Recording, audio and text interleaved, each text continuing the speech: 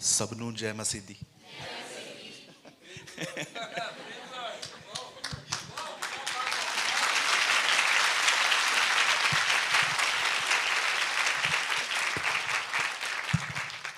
इससे ज्यादा नहीं आती है।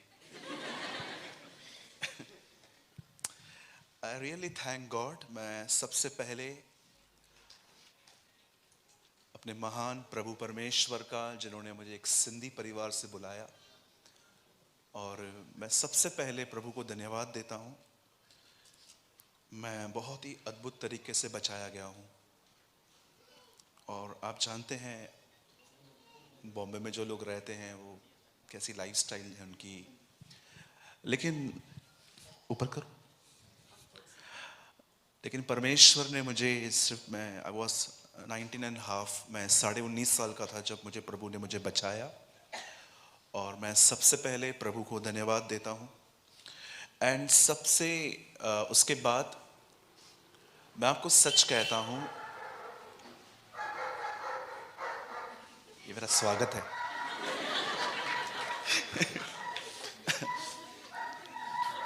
And the second thing is, दूसरी बात ये है कि मैंने आपके पास्टर के थ्रू बहुत कुछ लर्न किया, बहुत कुछ सीखा है। कुछ चीजें मैं कॉपी भी करता हूँ। मैंने बहुत कुछ आपके पास्टर जी से सीखा है, और इनका आना हमारे कलीसिया में बहुत ही ब्लेसिंग, बहुत ही आशीष का कारण हुआ है। और मैं आपको सच कहता हूँ, परमेश्वर ने आपको एक बहुत अच्छे पास्टर दिए हैं, बहुत अच्छे।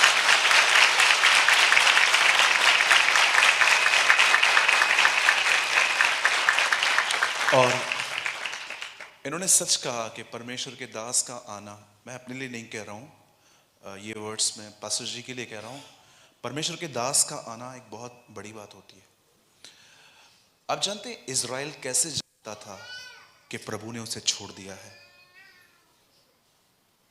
अगर आप नहीं जानते तो आप जान लीजिए। हाउ इज़राइल नो कि खुदा ने उसे छोड़ दिया है? आप भजन संहिता पढ़ के देखिए, उसमें कहा गया है, हे परमेश्वर तूने हमें क्यों छोड़ दिया? उसके ठीक नीचे लिखा है, क्योंकि अब हमारे बीच में भविष्यवक्ता नहीं रहे।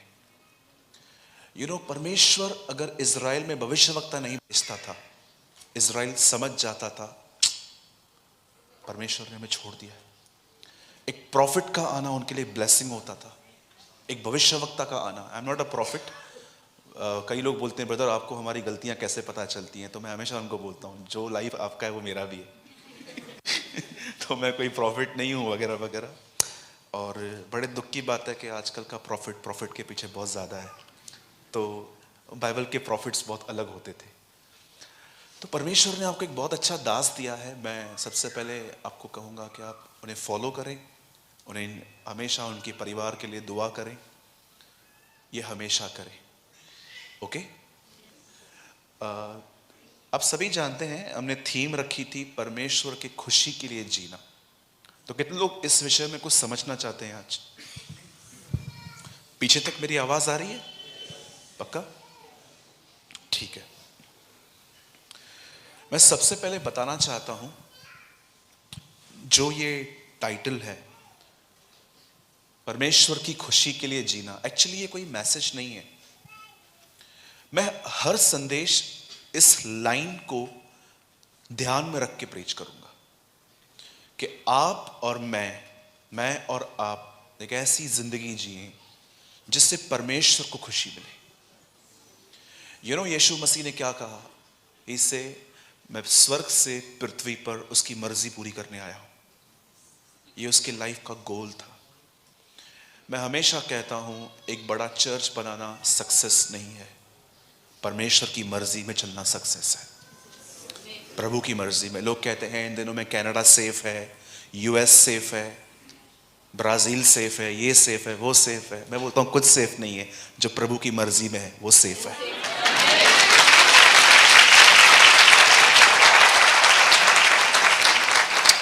खुदा की मर्जी में जीना।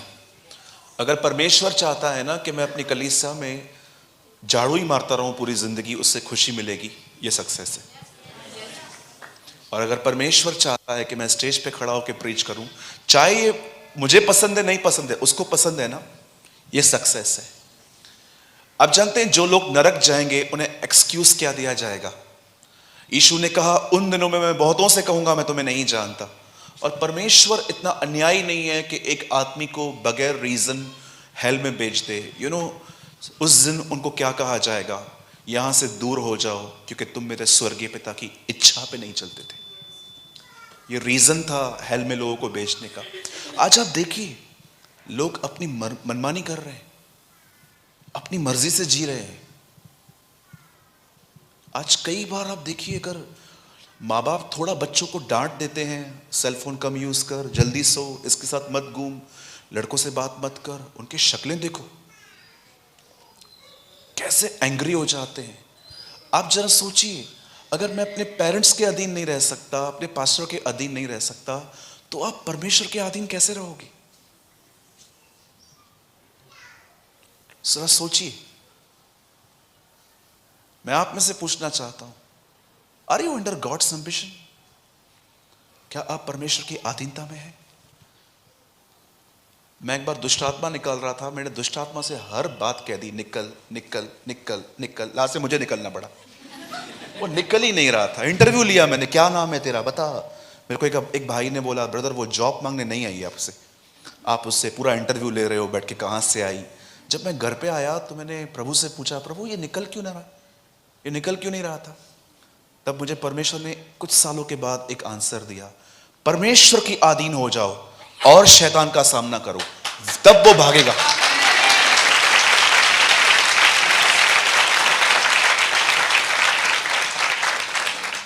आप जानते हैं, जब दुष्ट आत्माएं आपको नहीं सुनती हैं तो एक्चुअली वो आपको मैसेज दे रही हैं, जा पहले प्रभु के अधीन हो। Trust me. ओके, परमेश्वर की खुशी के लिए जीना। पास्टर जी कितने मिनट तक प्रीच कर सकते हैं? कितना भी? ओके, मैं 15 मिनट कुछ मेरे दिल में है, मैं वो आपसे कहना चाहता हूं। ठीक 10 o'clock मैं अपने संदेश में आऊंगा, ठीक है? मैं चाहता हूं आप सब ध्यान दें।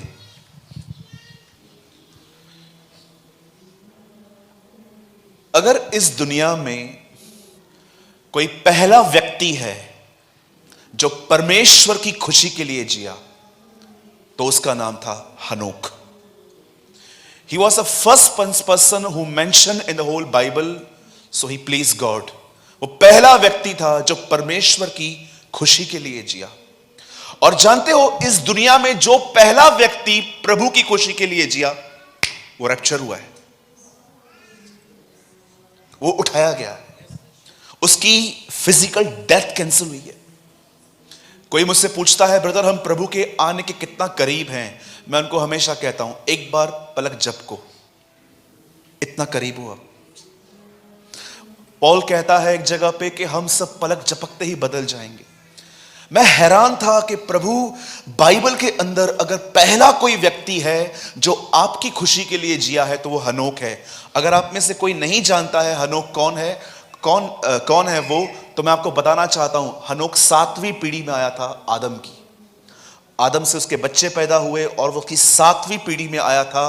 और बाइबल बताती है 300 साल वो प्रभु के साथ चला। और इब्रानियों की पत्री में ऐसा लिखा गया है कि उसके उठाए जाने से पहले उसकी यह गवाही दी गई कि उसने परमेश्वर को प्रसन्न किया है। और आप जानते हैं, इस दुनिया में जो पहला व्यक्ति है जिसने परमेश्वर को प्रसन्न किया, वो मरा नहीं है, वो उठाया गया है। अब मैं आप में से हर एक से एक सवाल पूछना चाहता हूं, जितने भी लोग मुझे देख रहे हैं, आप में से हर एक से पूछना चाहता हूं, जो पहला व्यक्ति इस पृथ्वी पर रैप्चर हुआ है, उठाया गया है, जो मरा नहीं है, जो जिंदा उठा लिया गया है, मैं आप में से हर एक से पूछना चाहता हूं, उसमें क्या क्वालिटी थी? क्योंकि उसने परमेश्वर को। अब मुझे बताइए, कौन सी कलीसिया उठाई जाएगी? Simple, it's so simple. कई लोग कहते हैं, ब्रदर प्रभु आ रहा है, प्रभु आ रहा है, प्रभु आ रहा है। मैं बोलता हूं, तू तैयार है? बोलते नहीं। तो फिर किस बात की खुशी? अगर मैं कहता हूं परमेश्वर आ रहा है, बहुत जल्दी वो आसमान का सीना फाड़ के जब वो तीसरे स्वर्ग से पहले स्वर्ग में आएगा हमें लेने के लिए, आप सभी जान लीजिए इस बात को, जब वो पहली बार अब वो आएगा, वो अपना पैर जमीन पे नहीं रखेगा, वो हमें वहां से उठा लेगा। पर मैं आपको बताना चाहता हूं ये सबके लिए नहीं होगा, ये उन लोगों के लिए होगा जो उसकी खुशी के लिए जीते हैं। मैं ऐसा प्रीचर, मैं ऑनेस्टली एक बात बताता हूं, ऐसा पास्टर, मैंने अपने लाइफ में ये गलतियां की हैं। मैंने कई बार प्रचार बनाते समय ये प्रचार सोच के लिखा है कि मैं ऐसा क्या प्रचार करूं कि लोगों को खुशी मिले, लेकिन मैंने कई साल पहले ये प्रचार बंद कर दिया। अब मैं ये प्रचार करने की कोशिश करता हूं कि मैं ऐसा क्या प्रचार करूं जिससे उसको खुशी मिले।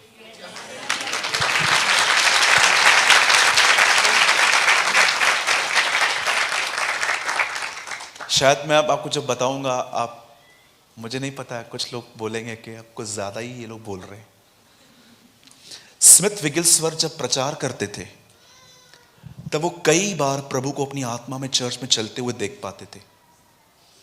एक बार उन्होंने, जानते हैं क्या देखा? जब वो प्रचार करके पूरा करके गए तो यीशु कलीसिया की थर्ड बेंच पे बैठ के उनको ऐसा कर रहा था। आपको बताना चाहता हूं, जो प्रचार प्रभु की मर्जी से किया जाएगा ना, वो आपको पसंद नहीं आएगा, क्योंकि वो आपके शरीर के खिलाफ होगा। तो आप समझ गए होंगे, कुछ तो बोलने वाले हैं ब्रदर आज। तो मैं बिलीव करता हूं आज का प्रचार शायद आपको वो न मिले जो एक्चुअली आप पाना चाहते हो, लेकिन मैं आप में से हर एक को कहना चाहता हूं, अगर आज के संदेश को आपने समझा, आप प्रभु के आने के लिए तैयार हो जाओगे। 100% आपको लगेगा कि यस, ये सुनने के लिए एक्चुअली प्रभु मुझे यहां ले आया। तो बाइबल के अंदर जो पहला व्यक्ति था जो जिंदा उठाया गया, उसके बारे में यह गवाही है कि उसने प्रभु को खुश किया था। और मैं आप में से हर एक को बताना चाहता हूं, हर वो व्यक्ति, हर वो कलीसिया उठाई जाएगी जो परमेश्वर की खुशी के लिए जीती है। और अगर आप ये जानना चाहते हो कि परमेश्वर किस तरह प्रसन्न होता है, किस तरह खुश होता है, तो आज आपको आने वाला 1 घंटा बड़े ध्यान से वचन को सुनना पड़ेगा। और इससे पहले कि मैं मीटिंग शुरू करूं, मैं आपको अपना एक एक्सपीरियंस भी बताता हूं, just one experience.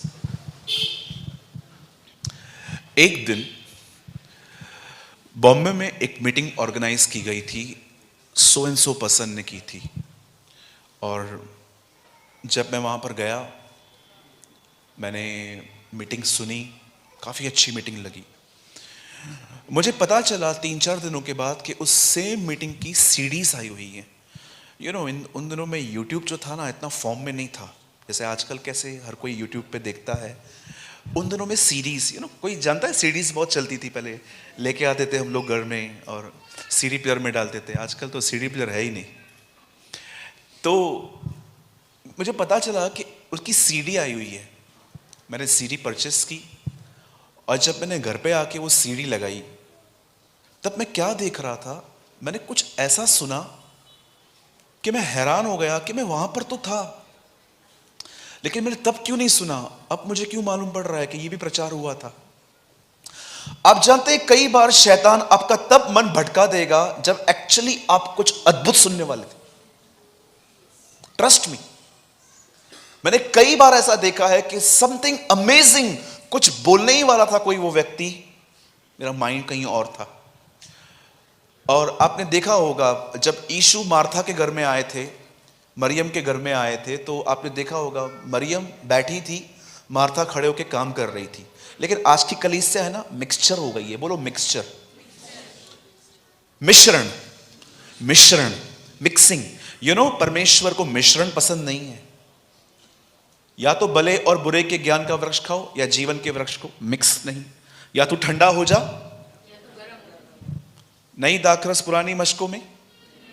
God doesn't like mixture. एक साइड हो जाओ, या ठंडे हो जाओ या गर्म हो जाओ। मैं आपको बताना चाहता हूं, कई बार क्या होता है, हम मिक्सचर में चले जाते हैं, वन साइड हो जाइए। जब परमेश्वर का वचन चले, मार्था और मरियम का मिक्सचर बन गया है। मार्था क्या थी? खड़ी थी। मरियम क्या थी? बैठी थी। उसका मन भटक रहा था, लेकिन उसका मन प्रभु में था। आज मिक्सचर जानते हैं कैसा है? बहुत लोग मरियम की तरह बैठे हैं, लेकिन दिमाग मार्था का है। Do you know? मरियम की तरह उनका ध्यान जो है वो प्रीचर की तरफ रहता है, लेकिन इनसाइड मार्था। तो आई होप यहां पर आज कोई मार्था और मरियम की तरह नहीं है। आज हम सब जो है वो खुदा के कलाम को बड़े ध्यान से सुनेंगे। मैं जस्ट आपको प्रिपेयर कर रहा हूं ताकि आज का संदेश आप बहुत ध्यान से सुन पाओ और समझ पाओ। आप सब रेडी हैं? बाइबल के अंदर कौन सा व्यक्ति था जो उठाया गया? क्यों उठाया गया? यस। और कौन सी कलीसिया उठाई जाएगी? पास्टर जी आपके लोग बड़े प्यारे, बड़े प्यारे, थैंक यू। झट से रिप्लाई करते हैं। हमारे यहां कभी कभी किसको जगाना पड़ता है। ओके, सब रेडी है ना? ओके, हम सब बाइबल को ओपन करेंगे।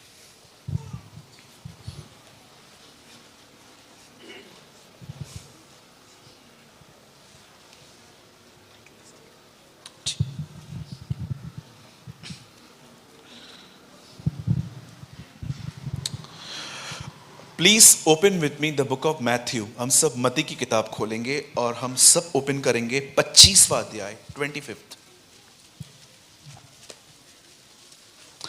मती 25 अध्याय हम सब खोलेंगे, मती की इंजील।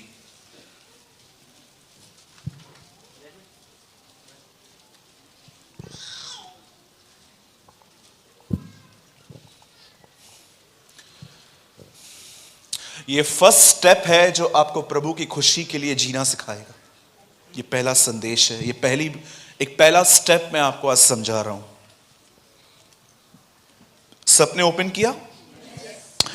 अब मैं चाहता हूं आप में से कोई भी पढ़े 25 का 1 और 2। स्वर्ग का राज्य उन 10 कुंवारियों के समान होगा जो अपनी मशालें लेकर दूल्हे से भेंट करने को निकली। उनमें 5 मूर्ख और 5 समझदार थी। Okay, thank you sister.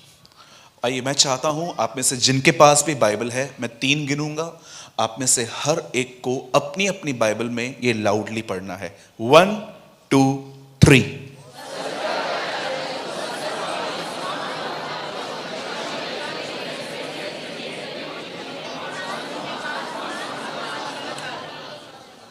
Okay, मैं चाहता हूं अब आप सब ध्यान दीजिए।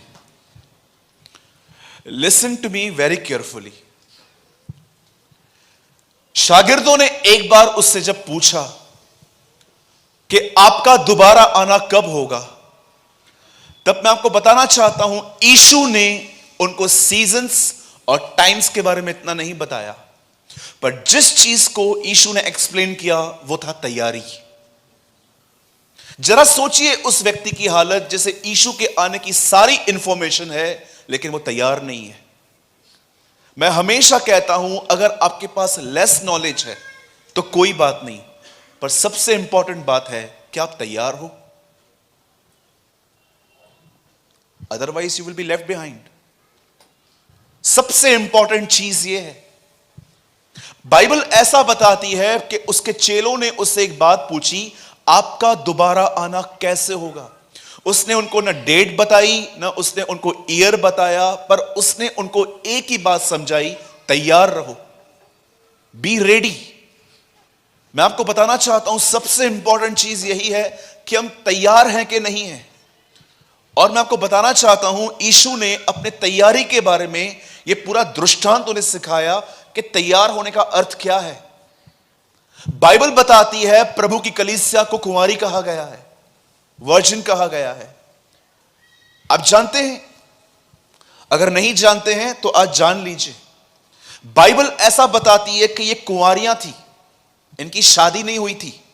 और बाइबल साफ साफ कहती है कि याकूब की किताब में लिखा गया है, हे व्यभिचारिणियों, क्या तुम नहीं जानती कि संसार से मित्रता करना परमेश्वर से बैर करना है।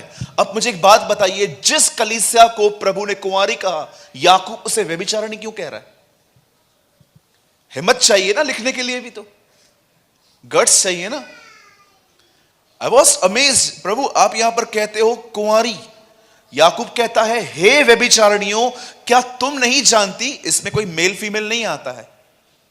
जब बाइबल कहती है तो वो जेंट्स और लेडीज दोनों से बात करती है।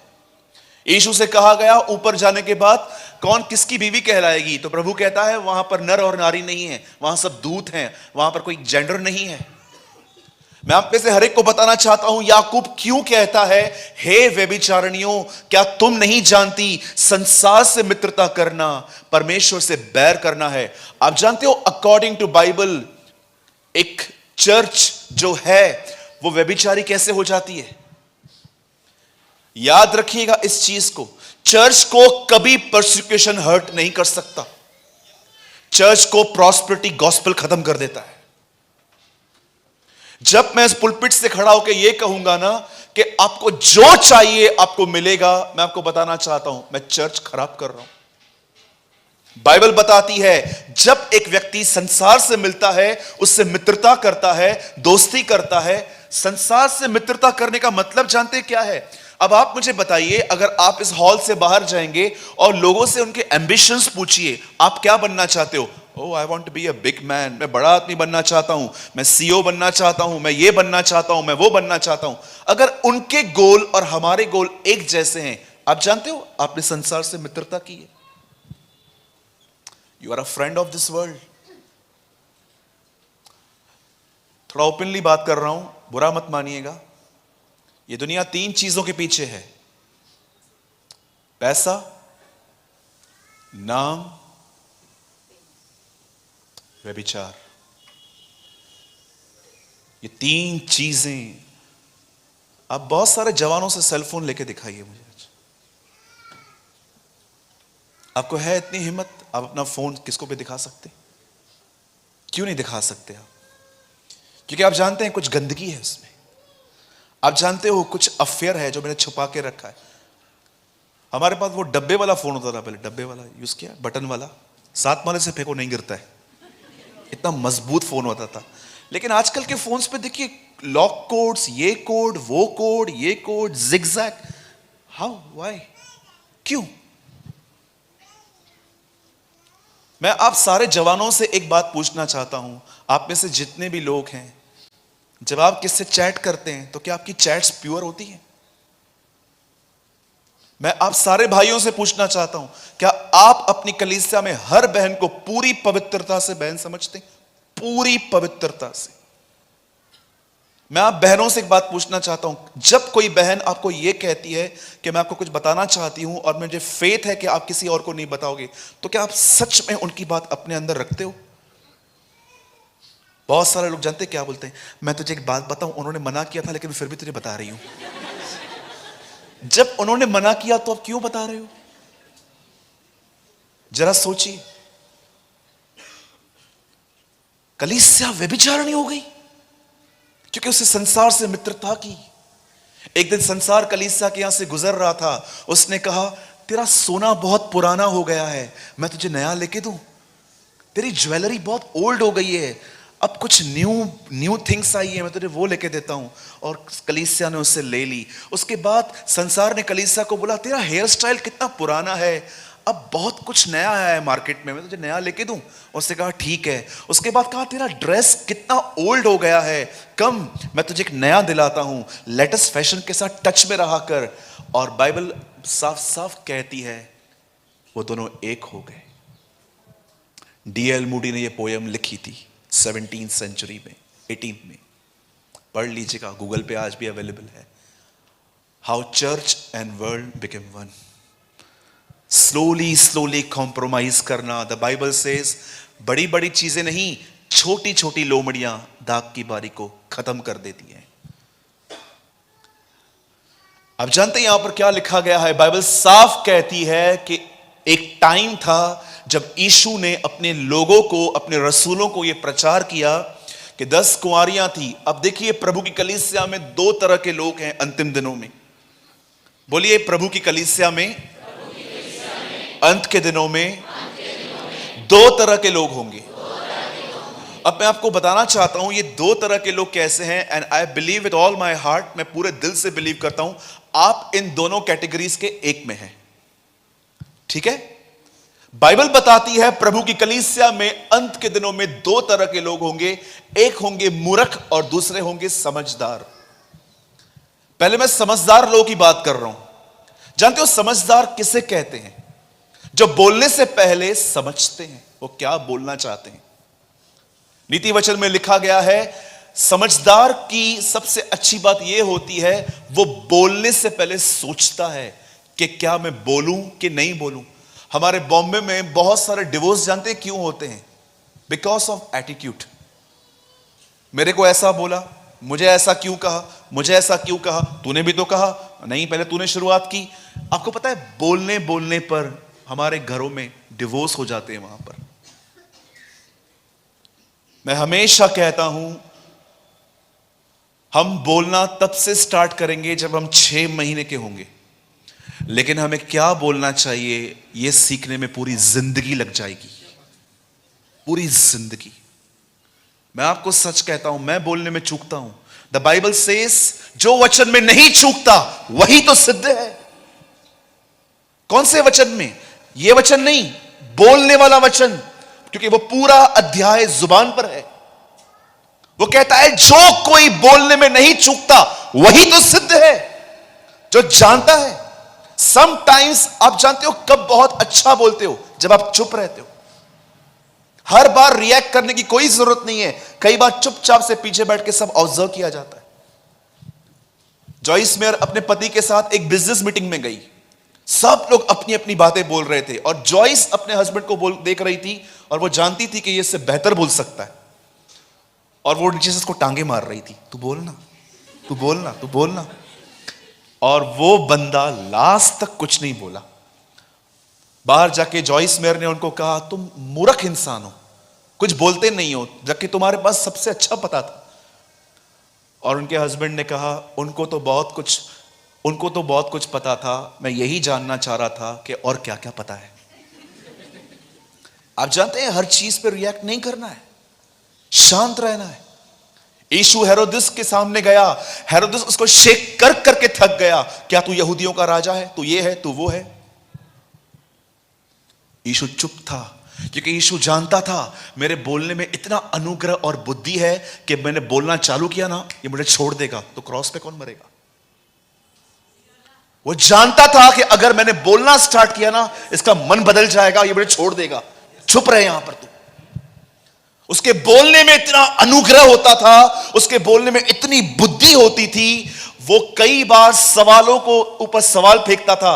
लोग आके उसको बोलते हैं ये काम किस अधिकार से करता है, वो कहता है मैं तुमसे पूछता हूं यूहन्ना को बपतिस्मा देने का अधिकार ऊपर से था कि मनुष्यों की ओर से? उन्होंने बोला हमें नहीं पता, जाओ, मैं भी नहीं बोलूंगा। कई बार वो सवाल का उत्तर नहीं देता था, वो सवालों के ऊपर सवाल फेंकता था, क्योंकि वो जानता था ये लोग तो सही हैं लेकिन गलत आत्मा से पूछ रहे हैं। आप देखिए अय्यूब के तीनों दोस्तों ने उससे सब बातें सही कही थी, फिर भी वो दोषी ठहरे क्योंकि रॉन्ग स्पिरिट में पूछ रहे थे। कई लोग ऐसे भी रहते हैं जिनको सब पता है इनके घर में क्या है, फिर भी बोलेंगे क्या हुआ? रॉन्ग स्पिरिट, गलत आत्मा। मैं जहां पर काम करता हूं, जहां पर मेरा पार्ट टाइम वर्क है, उसके बिल्कुल पास में एक हमारे शॉप के पास में घर है। तो वहां पर एक लड़का रहता है, अपने माँ बाप के साथ रहता है, और मुझे अच्छे से पता है एक्चुअली उसका कैरेक्टर थोड़ा है बिगड़ा हुआ है। ड्रिंकिंग, स्मोकिंग, लेट नाइट्स आना, लड़कियों के साथ बात करना, ये सब उसके लिए नॉर्मल है। एक दिन उसकी इंक्वायरी आई, उसकी शादी के लिए कुछ लोग पूछने आए हमसे, और मुझसे आके पूछा, एक्चुअली मुझसे आके पूछा, बोला ब्रदर हम लोग अपनी लड़की के लिए लड़का देखने आए थे, तो हमको बता सकते हैं कि ये बंदा कैसा है? मैंने बोला वाह, praise the Lord, thank you Lord, ये मुझे मौका दिया आपने। मैंने उनको एक बात कही, मैंने उनको कहा अंकल मैं नहीं जानता हूं उनसे। उन्होंने बोला आप उनके बाजू में रहते हो, कैसे नहीं जानते हो? मैंने उनको बोला मैं उनके बाजू में रहता हूं, मैं उनके घर में नहीं रहता, आप किसी और से पूछिए। Sometimes the most important thing is shut your big mouth. सबसे बेस्ट कभी कभी होता है शांत रहना। यीशु पिलातुस के सामने शांत था, हर एक से बात की प्रभु ने। लेकिन अगर आप जानना चाहते हो कि बाइबल के अंदर अगर यीशु ने किससे बात नहीं की तो वो हेरोदेस था। आप जानते हैं एक समझदार व्यक्ति की सबसे अच्छी बात यह होती है, आपको वो हमेशा कम बोलने वाले लोग मिलेंगे। और मैं आपको सच कहता हूं, सबसे ज्यादा मिसअंडरस्टैंड भी यही लोग होते जो कम बोलते हैं ना। कोई ना कोई इनको बोलेगा ये तो बड़ा घमंडी है, he is full of proud, ये बहुत घमंडी है। सोचने दो उनको, बोलने दो उनको, कोई प्रॉब्लम नहीं है। एक दिन वो आपके साइलेंस को समझेंगे कि एक्चुअली ये खुदा के साथ जुड़ा हुआ व्यक्ति था। याद रखिए,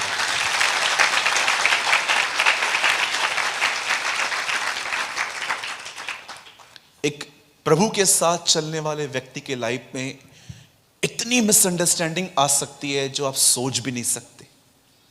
लेकिन उस बंदे में सबसे अच्छी बात जानते हैं क्या होती है? वो किसी को एक्सप्लेन करता हुआ नहीं फिरता है। क्या आपने बाइबल में कभी इस तरह पढ़ा कि यीशु मंदिर में गया, उसने व्यापार करने वालों को निकाल के अपने चेलों को कहा, एक्चुअली मुझे गुस्सा नहीं आया था, मुझे परमेश्वर ने कहा, मैंने इसलिए किया। He never explained anything to anyone. उसने किसी को एक्सप्लेन नहीं किया कि मुझे गुस्सा नहीं आया था, एक्चुअली ये लोग गलत कर रहे थे। जिसको जो सोचना है सोचने दो, आप खुदा के साथ चलते रहो। आप जानते हो बाइबल क्या बताती है? 5 समझदार थी, बोलिए समझदार। मैं पहले बहनों से बात करना चाहता हूं, फिर मैं भाइयों के पास आऊंगा। मैं आप में से पूछना चाहता हूं, जब आपकी पड़ोसन आपके घर में आती है अपनी सांस की बातें लेकर कि इसने मेरी सांस बंद कर रखी है, आपके यहां मदर इन लॉ को मदर इन लॉ ही बोलते ना, हमारे यहां मदर इन लॉ बोलते। जब आपकी सांस की बातें वो लेकर आती है, मैं आप में से हर एक से पूछना चाहता हूं, आप उससे क्या बात करते हैं? हमारी कौन सी अच्छी है, बोलिए। मैं आप भाइयों से पूछना चाहता हूं, अगर आप किसके घर में जाते हैं और वहां पर आप टेम्प्ट हो रहे हो किसी और भाई के लिए कुछ गलत बोलने के लिए, चुप रहते हो? पास्टरों की बुराई करते हैं ना बहुत लोग। एक दिन पास्टर बन के दिखाओ, पास्टरों के पैर पड़ोगे आप फिर। बड़ा दुख होता है मुझे जब मैं देखता हूं लोग पास्टर्स के खिलाफ बात करते हैं। आप एक दिन बन के दिखाओ, 45 मिनट प्रचार करके दिखाओ, आ जाओ। आपको पता चलेगा इस दुनिया का सबसे कठिन काम पास्टर बनना है। पास्टर जी और मैं दोनों नहीं बनना चाहते थे। कल रात को पास्टर जी मुझे बता रहे थे, मैं पास्टर कभी नहीं बनना चाह रहा था। पास्टर जी मैं भी ऐसा ही था, पता नहीं क्या किया था, हमको बना दिया। थैंक गॉड जो भी उसने बनाया हमें। मैं आप बहनों से पूछना चाहता हूं, क्या आपके पास जब कोई बहन आती है और आके कहती है कि मेरी सास ऐसी है, मेरी बहू ऐसी है, मेरा पति ऐसा है, आप मुझे बताइए, क्या आप आग में घी डालते हो कि पानी डालते हो? घी डालने का मतलब कहते क्या, अरे हमारे भी ऐसे ही है, ये देखो। पता नहीं क्या, कौन सी घड़ी थी जब इससे शादी हुई, पता नहीं क्या था। मैं भाइयों से पूछना चाहता हूं, जब किसी मंडली में जाते हो यहां वहां पर, और कौन सी चर्च में डिस्प्यूट्स नहीं होते? हर चर्च के अंदर कुछ लोग ऐसे होते हैं जो हमको समझ में नहीं आते। पौलुस कहता है क्या पौलुस, क्या अपोलोस, क्या यीशु। आप जानते हैं 3 ग्रुप थे कुरिन्थियों की कलीसिया में। एक पौल के पीछे चलते थे, एक अपोलोस के पीछे चलते थे, तीसरे यीशु के पीछे चलते थे। मैंने एक कलीसिया में जाके प्रचार किया, मैंने पूछा बताओ इन तीनों में से बुरे कौन से थे? उन्होंने बोला पौल वाले और अपोलोस वाले। मैंने बोला नो, यीशु वाले। सबसे बुरा ग्रुप जानते हैं कौन सा था उस कलीसिया में? जो ये कहता था हम सिर्फ यीशु मसीह के हैं। जानते हो क्यों? क्योंकि इनकी किसी के साथ जमती नहीं थी, अकेले यीशु के साथ ही रहते थे। जरा सोचिए, अगर मैं यीशु के साथ हूं तो उसका प्रूफ जानते हैं क्या है? चाहे मेरे कलीसिया में कोई भी हो, मैं प्यार करूंगा उससे। आप में से कितने लोगों ने यीशु के इस चेले का नाम सुना है? शिमोन जेलोतिस। जिन लोगों ने सुना है हाथ उठाइए। 12 चेलों में से एक था शिमोन जेलोतिस। आप जानते हो जेलोतिस का मतलब क्या होता है? जेलोतिस का मतलब होता है फ्रीडम फाइटर। यीशु के 12 चेलों में एक व्यक्ति ऐसा था जो फ्रीडम फाइटर था, इजराइल के लिए लड़ता था रोमी लोगों से। यीशु के ग्रुप में था वो। जैसे 1947 में हमारे फ्रीडम फाइटर्स लड़ते थे कि यहां से निकलो और हमें अपना देश वापस दो, हमें अपनी जमीन वापस चाहिए, वैसे यीशु के समय में भी एक व्यक्ति था जिसका नाम था शिमोन जेलोतिस। वो लड़ता था रोम से, यीशु के ग्रुप में था। आप पढ़ के देखना जेलोतिस का मतलब क्या होता है, फ्रीडम फाइटर। याकूब के 12 बेटों में जेलोतिस किसका भी नाम नहीं है, तो इसका नाम जेलोतिस कैसे आया? क्योंकि एक फ्रीडम फाइटर था। और जरा देखिए, यीशु के 12 में एक व्यक्ति था जो फ्रीडम फाइटर था, और यीशु के ही उस ग्रुप में मत्ती नामक एक व्यक्ति था जो रोम के लिए काम करता था। एक रोम के लिए काम कर रहा है और दूसरा रोम के विरुद्ध में बात कर रहा है।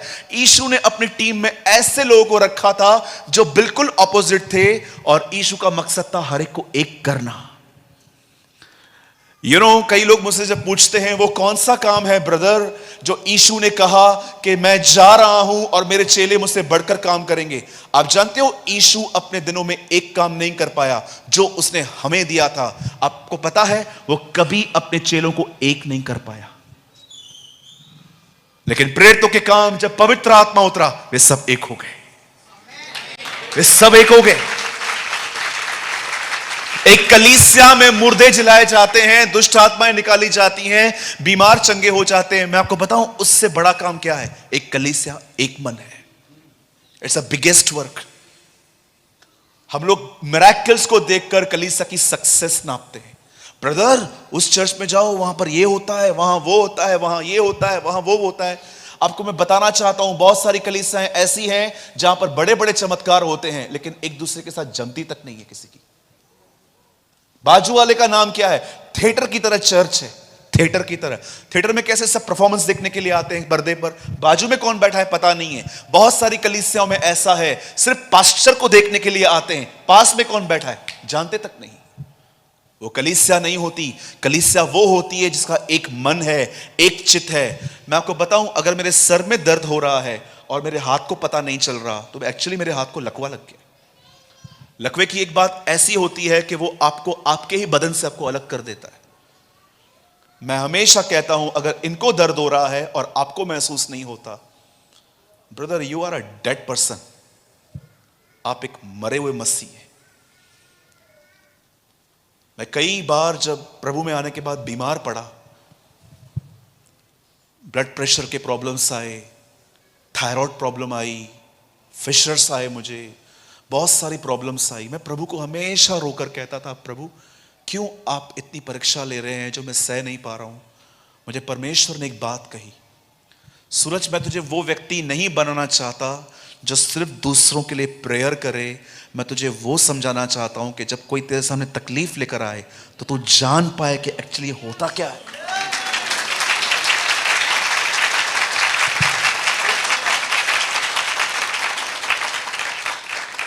एक समझदार व्यक्ति जानते हो कैसे पहचाना जाता है?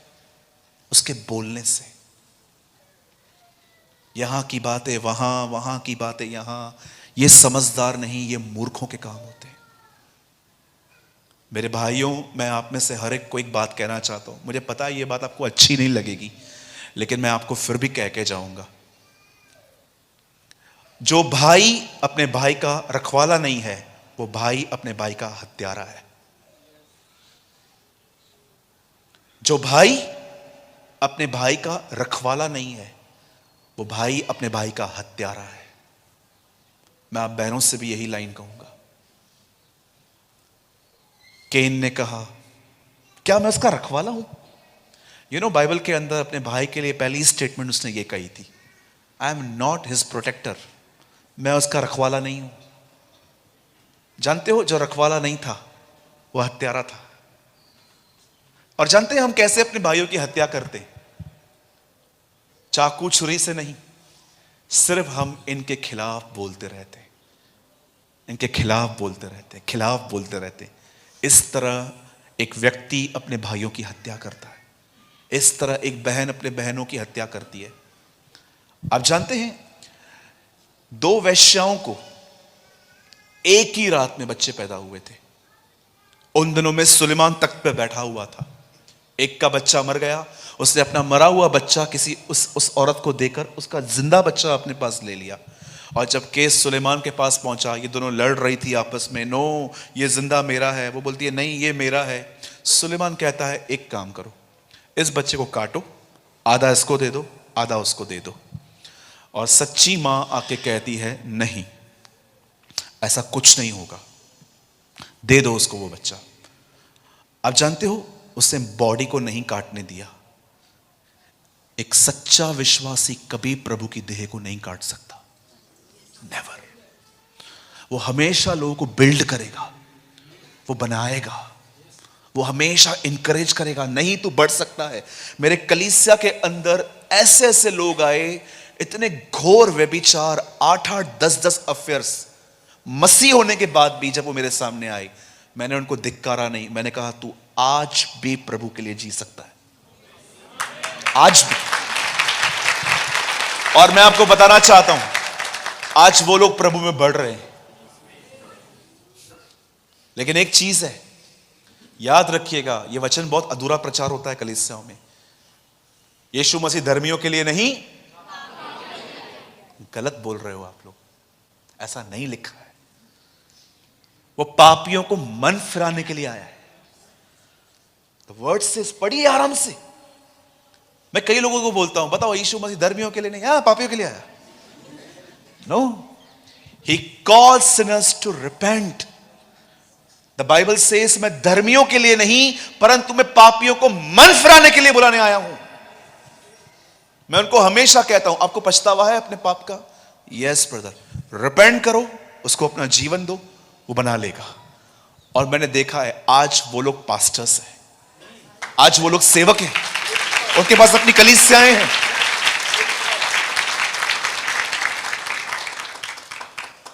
कितने लोग मेरी बात समझ पा रहे हैं? बोलिए, मूर्ख नहीं बनना है मुझे बुद्धिमानों में आना है। कितने लोगों ने ये वचन पढ़ा है, मूर्ख भी अगर बुद्धिमानों के बीच में चुप रहे तो बुद्धिमान गिना जाता है। अगर मैं मूर्ख हूं और बुद्धिमानों के बीच में बैठा हुआ हूं, सिर्फ चुप बैठू ना, सब मुझे बोलेंगे ये भी बुद्धिमान है। और बाइबल बताती है, अगर कोई अपने ही नजर में बहुत समझदार है तो उससे अधिक आशा मूर्ख से रखना। आपने देखे होंगे ना 1.5 शाणे लोग। कितने लोगों ने देखे 1.5 शाणे? सॉरी, यहां बॉम्बे की लैंग्वेज है ये, क्या बोलते हैं, सयाने, सॉरी, हमारे बॉम्बे में 1.5 सयाना बोलते। सयाने लोग देखे हैं आपने? बीवी को मार के यहां की चर्च के अंदर आके, praise the Lord pastor ji, totally गहजी। एक भाई ने मुझे बोला, ब्रदर जो मैं आपको मना करता हूं वही करके दिखा दो। मैंने कहा क्योंकि मैं आदम की सच्ची संतान हूं, जो आदम ने किया मैं वही करता हूं। आप जानते हो, बहुत सारे जो लोग हैं ना 1.5 सयाने, बोलो 1.5 सयाने। हाँ, बहुत सारी बहनें भी हैं। हाँ, सच कहता हूं, बहुत लोग चर्च में एक्टिंग करते हैं आजकल। बोलो एक्टिंग। हाँ, जय मसीह पास्टर जी। कुछ काम, कोई काम नहीं है, तू सुधर। और कोई काम नहीं है, तू सुधर, बस यही काम बचा हुआ है, हम बन जाएंगे, तू सुधर खाली। मेरे चर्च में एक ब्रदर आते थे, मैं जब भी चर्च में आता स्पीकर उठा के मेरे सामने रखता था।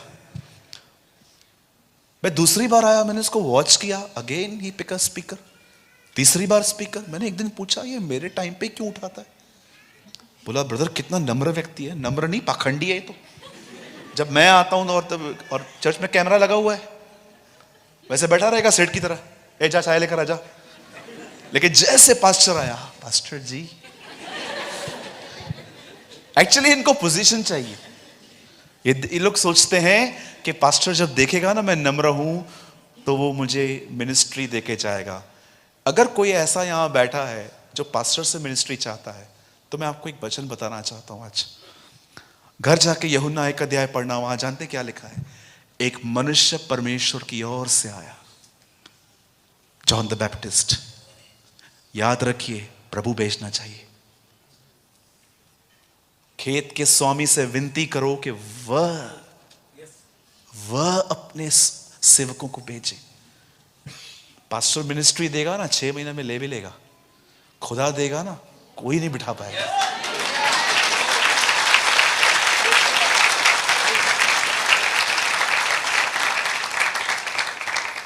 और मैं आपको सच कहता हूं, जब हम सताए जाते हैं ना, एक्चुअली वी आर सेफ। लेकिन जब हम फेमस होते हैं ना, वी आर इन डेंजर। हमेशा याद रखिएगा, जब आप सताए जाते हैं ना, और इसने सेवा चालू की है, लोग आपके लिए तरह तरह हैं, एक्चुअली उस टाइम पे आप सेफ हो। लेकिन जब आप फेमस होते हो ना, actually you are in danger. मैंने फेमस होने के ऐसे ऐसे दर्द उठाए हैं, बाप रे। कभी मुझे मौका मिला, मैं आपको बताऊंगा कि एक्चुअली जब हम सताए जाते हैं, जब लोग हमारे विरुद्ध में होते हैं, तब एक्चुअली हम सेफ होते हैं। क्योंकि यीशु ने कहा, धन्य हो तुम जब धार्मिकता के कारण सताए जाओ। Trust me. मूर्खों की पहचान किस चीज में होती है? बोलिए, बोलने से पहले भी ये सोचते नहीं है। अब मैं आपको एक और अच्छी बात बताना चाहता हूं जो बहुत इंपॉर्टेंट है। सॉरी, समझदारों की जो बात होती है वो जो बहुत सोच समझ के। अब मैं आपको बताना चाहता हूं मूर्ख लोग कौन होते हैं। बहुत ध्यान से सुनिएगा। यीशु ने कहा उसके आने से पहले 2 तरह के लोग उसके कलीसिया में होंगे। एक होंगे समझदार, एक होंगे मूर्ख। मैं आपको सबसे पहले बताना चाहता हूं, समझदारी इस चीज में होती है कि हर चीज पे रिएक्ट मत कीजिए। हर चीज में बोलना जरूरी नहीं होता। शांत रहना सीखिए। जहां बोलना है वहां बोलिए, और जितना हो सके कम बोलिए। अब मैं आपको बताना चाहता हूं मूर्खता क्या होती है। बोलिए, मूर्खता। बाइबल ऐसा बताती है, एक ऐसा टाइम था, यीशु से कुछ लोग हमेशा लड़ते थे शब्दों से। इस ग्रुप का नाम था फरीसी। मैं आपको बताना चाहता हूं यह ग्रुप कैसे उदय हुआ। अगर आप बाइबल को बहुत ध्यान से और आराम से पढ़ेंगे तो आपको समझ में आएगा। मती और Malachi, Malachi was a old testament last book. Malachi जो है वो अंतिम पुराने नियम की अंतिम किताब है, और मती नए नियम की पहली किताब है। इस बीच में 400 साल का डिफरेंस है। 400 साल तक प्रभु ने यहां पर कोई नबी, कोई वक्ता, कोई भी पास्टर, कोई भी याजक नहीं भेजा था। और आप जानते हो, खुदा का कलाम जब बंद हो गया आना, तब वहां पर एक ग्रुप पैदा हुआ, फरीसी। आप जानते हैं वे लोग जिनको परमेश्वर का वचन नहीं मिलता, वो फरीसी बन जाते। आप में से कितने लोग ये बात जानते हैं? मती और मलाकी के बीच में 400 साल का अंतर है। इस बीच में कोई खुदा का कलाम नहीं आया और एक ग्रुप बन गया, और इन्होंने बहुत सारी ऐसी आज्ञाएं निकाल दी जो एक्चुअली प्रभु की तरफ से नहीं थी, ये खुद की तरफ से थी। इसलिए यीशु ने कहा ये मनुष्य की आज्ञाओं को परमेश्वर का धर्मोपदेश करके सिखाते हैं। इट मींस आज्ञा इनकी है, लेकिन बोलते हैं खुदा की तरफ से है। अब जानते हैं एक ग्रुप था यीशु के समय में। अब जानिए कि सच्ची मूर्खता क्या होती है। बाइबल ऐसा बताती है, यीशु कंटिन्यू इनसे विवाद करता था, और ये लोग ऐसे लोग होते थे जो यीशु की सभाओं में यीशु से सीखने नहीं आते थे, ये यीशु की गलतियां निकालने के लिए आते थे। कितने लोगों ने ये कहानी पढ़ी है कि इन लोगों ने यीशु के सामने एक स्त्री डाल दी थी जो व्यभिचार में पकड़ी गई थी, और कहा इसे मार दे। अब एक सवाल पूछ रहा हूं, ध्यान से सुनिएगा। क्या सच में वो स्त्री को मारना चाहते थे? किसको मारना था? यीशु को मारना था। उन्होंने उसके सामने एक स्त्री डाल दी और कहा तू क्या कहता है इसके लिए? वो चाहते थे ये कुछ गलती करे तो पत्थर इसको मार दे। उनका टारगेट एक्चुअली वो लड़की नहीं थी, उनका टारगेट एक्चुअली यीशु था। ये हमेशा उसकी सभाओं में दूरबीन लेके बैठे रहते थे कि देखें क्या गलती कर रहा है। मैं आपको बताना चाहता हूं, listen to me very carefully, कभी भी एक तरफा सुन किसी का न्याय मत कीजिएगा। बोलिए न्याय। मेरे चर्च में एक दिन एक भाई आया किसी और की कंप्लेन लेके, ब्रदर इसने ऐसा किया, इसने ऐसा किया, इसने ऐसा किया, इसने ऐसा किया, आप उससे बात करो, ये वगैरह वगैरह। मैंने कहा मैं आपके सामने उससे बात करूंगा। मैं कॉल करने वाला था, वो मुझे कॉल करने नहीं दे रहा था। मैंने बोला क्यों? आप बोल रहे हो ना उसने ऐसा ऐसा किया है, मैं उसको बुलाता हूं सामने। देखते हैं क्या हुआ है। वो चला गया, फिर यहां से ये आया, कुछ बात ही और थी। कई बार एक तरफा सुन के हम लोगों से दूर हो जाते हैं। हमेशा दूसरे पक्ष की भी सुनिए। ये ऐसे लोग थे जो बाइबल बताती है जजमेंटल माइंड थे, ये लोग न्याय करने वाले। एक लड़का और लड़की अगर यहां से पास हुए, आप उनको जानते भी नहीं हो, फिर भी आप कमेंट पास करते हो, कैसी लड़कियां हैं, देखो कैसे लड़कों के साथ घूम रही है। आपको पता है उसका वो कौन है? कजिन हो सकता है, भाई हो सकता है, मुंह बोला भाई हो सकता है। बाइबल बताती है मनुष्य के मन में जो कुछ पैदा होता है बुराई होता है। अच्छा, अगर मैं आपको देखकर किसके कान में कुछ बोलूं ऐसे, आपको क्या लगता है? मेरे बारे में कुछ बोल रहा है। आपको पता है जिनको भी लगता है ना मेरे बारे में कुछ बोल रहा है, मतलब कुछ तो गड़बड़ की है ना? मुझे नहीं लगता है, जब कोई दो लोग बात करते हैं तो मैं बोलता हूं बोलने दो, मुझे क्या करना है इससे। आप जानते हो बाइबल क्या बताती है? ये लोग बड़े न्यायी थे और इनको वचनों का भी पूरा ज्ञान था। अब सुनिए क्या हुआ इनके साथ। बाइबल बताती है जब यीशु इनसे मुलाकात की, तब जानते हो इनके हाथ में क्या था? इनके हाथ में कटोरियां, थालियां, कटोरे थे। ये लोग इनको बड़ा मांजते थे, साफ करते थे। एक दिन यीशु ने इनको कहा, जो कुछ तुम करते हो इससे कोई फायदा नहीं होगा। आप जानते हैं अगर आप एक फरीसी से पूछें सबसे बड़ी मुख्य आज्ञा क्या है, तो आपको क्या आंसर करेगा? सब्त के दिन को मानना। लेकिन अगर आप यीशु से पूछोगे सबसे बड़ी आज्ञा क्या है, तो वो कहेगा परमेश्वर से प्रेम करना। ये उनका डिफरेंस था। You know, Jesus love his father, फरीसी लव रूल्स। बोलिए, फरीसियों को रूल्स से प्यार होता है और सच्चे विश्वासियों को परमेश्वर से।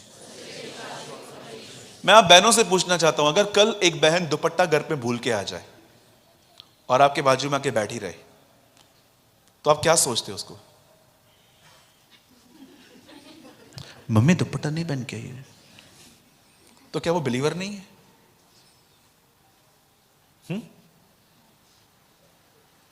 बोलिए, कितना जल्दी जजमेंट करते ना हम लोग, कितना क्विक है ना हम जज करने के लिए। अगर एक बहन वेस्टर्न पहन के चर्च में आ गई और वो बहुत ज्यादा सबका ख्याल रखने वाली है, लेकिन एक बहन ऐसी भी है जो दुपट्टे पहन के सबकी बुराइयां करती है, हु इज बेटर? मैं वेस्टर्न को बढ़ावा नहीं दे रहा हूं, मैं एग्जाम्पल दे रहा हूं आपको। Who is better? Mother Teresa यहां तक दुपट्टा पहनती थी, आपको पता है? She is a woman who cover the well. वो वेल कवर करती थी अपना। तो क्या जो यहां तक पहनती है तो वो क्या कम स्पिरिचुअल है? मैंने ऐसे बहुत सारे जगहों पे देखा है, लोग रूल्स रूल्स रूल्स के पीछे भागते रहते। रूल्स, जो मैंने कहा है वो होना ही चाहिए। रूल्स एक हद तक आई एम सॉरी बहुत अच्छे होते हैं, लेकिन वो जजमेंट का रीजन क्यों है? मैं अपने कलीसिया में हमेशा कहता हूं, अगर तुमने मेरे हाथ से बपतिस्मा लिया है और अगर तुम्हें लगता है कि मेरी कलीसिया में अब वचन प्रचार नहीं हो रहा है, अलग अलग तरह की फालतू बातें प्रचार हो रही हैं, मेरा चर्च छोड़ के जा सकते हो।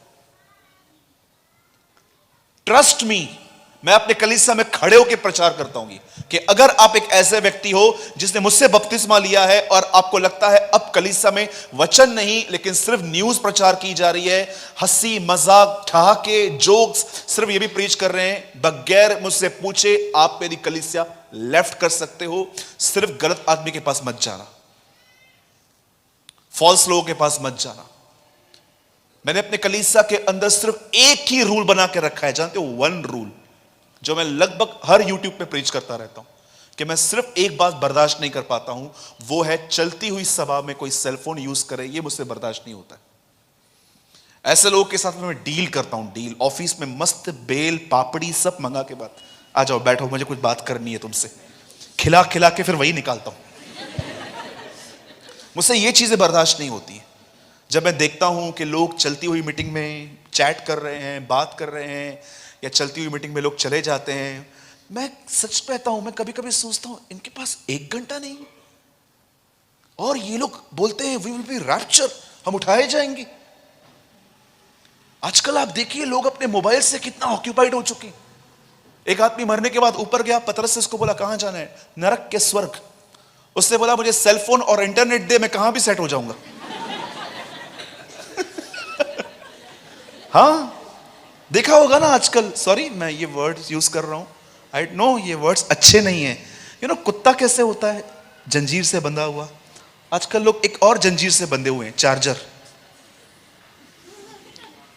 मैं एक बार ट्रेन में कहां जा रहा था, मैंने एक बहन को देखा वॉशरूम के पास में, यू नो इंडियन ट्रेन में वॉशरूम के पास में चार्जर का एक पॉइंट होता है। सुबह रात को मैंने 11 बजे उसे देखा, वो चार्जिंग पॉइंट पे थी। आप बिलीव कीजिए सुबह 7 बजे तक वो वहीं खड़ी थी। मैं जब जा रहा था तो मैंने उसको ऐसा किया, मैंने कहा तू धन्य है, यस तू धन्य है, इतनी ताकत तुझ में है, कैसे खड़े। हम लोग प्रचार करने के लिए भी नहीं खड़े रह सकते, इतना तू कैसे खड़ी हो जाती। हंस रही थी मुझे देख के। मैंने बोला सिस्टर जी आप सोए नहीं? बहुत पहले की बात है ये। Oh no I am talking with my BF, मैं अपने बॉयफ्रेंड से लगी रहे। तुझे खुदा ही सुधारे, हम हमारा तो दम नहीं है, हम कुछ नहीं कर सकते। आप देखिए आईफोन लेके आएंगे, बार बार निकालेंगे। अरे भाई कॉल आएगा तो रिंग बजेगा ना, क्यों बार बार बार बार बार बार। यू नो बहुत साल पहले प्रभु ने उसको पतरस से कहा ना, पतरस ने क्या छोड़ा? बोलो नेट। यू नो अगर प्रभु आ जाए तो बोलेगा नेटवर्क छोड़ो। लीव योर नेटवर्क्स, फेसबुक को पानी में डाल, यूट्यूब को वहां डाल, यहां डाल, वहां डाल। आजकल बहुत सारे लोगों ने, जानते हैं अपना स्पिरिचुअल लाइफ क्यों खराब किया है? Because of the occupation of his cell phones. इतना फोन यूज करेंगे, जहां खड़े हो जाएंगे।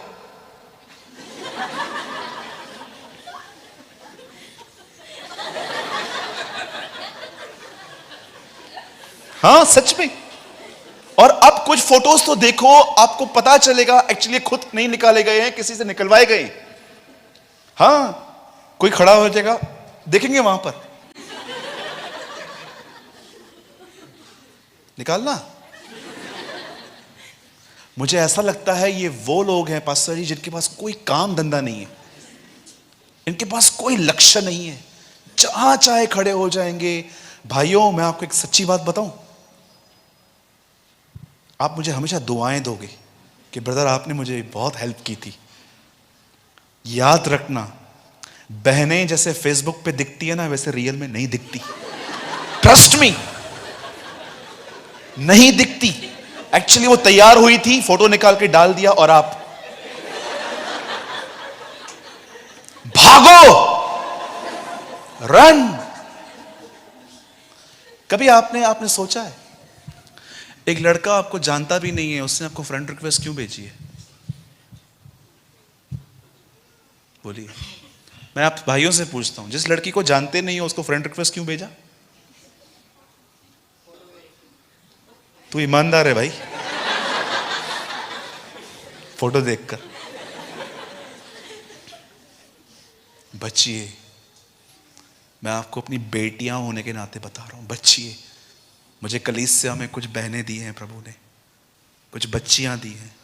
मैं उनकी प्रोटेक्शन के लिए हमेशा सोचता रहता हूं कि ये ऐसी बहनें हो जो अच्छे घरों में जाएं, खुदा के नाम को ऊंचा करने वाली बने।